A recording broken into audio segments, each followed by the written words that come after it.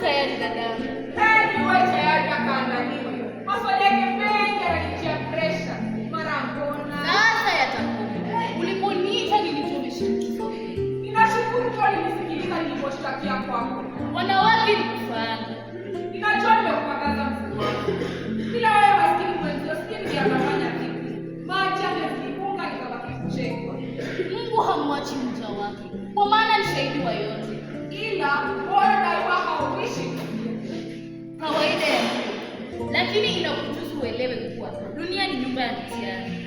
Mambo mengine kuyafanya nywele zisimame, hata kwa kuoza tu. Dadangu, kila limfikalo mwanadamu ni mpango wa manani. Mwenye vinywa vichafu usiku wa talaka. Hapana haja kusumbua na malaika. Kweli, awali nilifanya mambo mpaka nilipoona ninaotesa moyo wangu.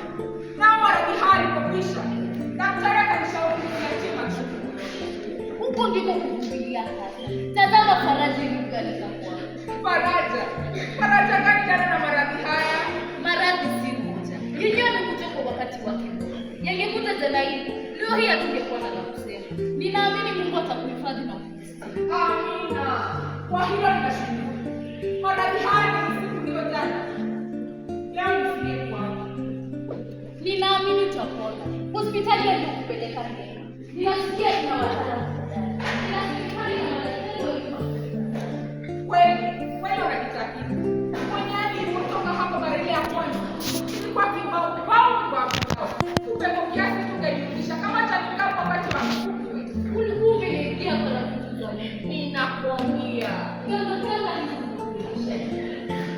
Ulisema mwanao ndiye mwokozi wako siku za shida. Hakukosea. ni kama atuwezi.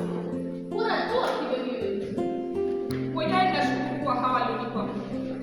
Nikitaka zaidi, nitakuwa mchache wa shukrani. Nimesemwa sana na kutukana kwa sababu ya hawa wasichana wangu. Unajua yote aliyosemwa. Hadharani na faragani. Si magengeni, si makanisani. Leo nikiviona vitu hivi vilivyochekwa na kusimama jana vikiendesha mambo yao. Inaridhika moyoni. Hata nikiitwa, nitaondoka nikiwa Usiende. Wala huko kutusikie maana. machozi yanakufanya kutoka. Ni kawaida. Wakati mwingine wa furaha. Hapo basi. Mimi nilichopata nikitaka kupata mke. Mola akifikia. Ameshanifikia.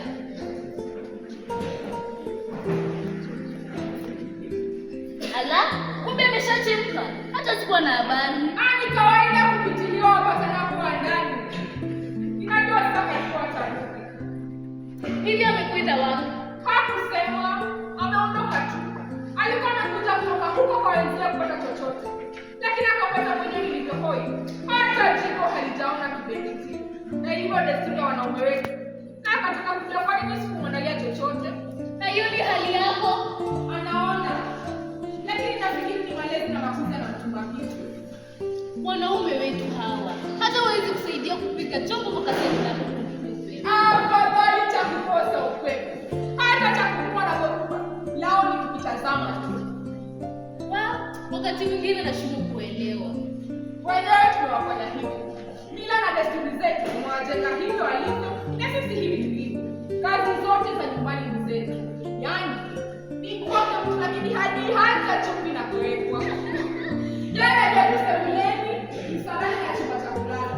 Haya sikarajiwa ajabu. Tayari mtu ana kinoma kikubwa chapo mzima viungo vyote. Anabaki kwa mgeni wa mambo mengi kwake nyumbani. Fanye nini? Mwenyewe atasumbua tu vivyo hivyo. Hata akifanya atafanya baadaye. Kwa maana si mazoea. Mazoea hujenga wepesi wa jambo. Njia panda kweli. Hata sijui atafanya nini nikirudi. Hivyo narudi lini? Ninaondoka kesho. Wakati huu lazima tupatie siku. Au utakwenda kwa ndege? Ndege itoke wapi? Kama mpaka sasa utatuma kupatia tiketi. Huenda unalala. Labda mtabiri. Sisi nimesikia wameendelea sana. Wametengeneza magari ya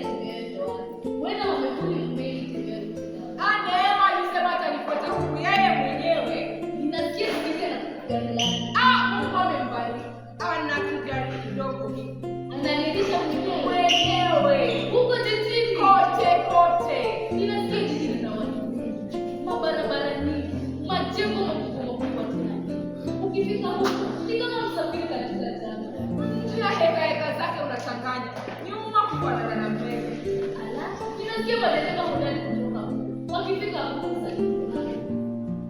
Ajabu tu kwamba mtoto wetu ameweza kuongelea wanawake. Samahani. Inakusababishia na taabu na kuumiza mkono.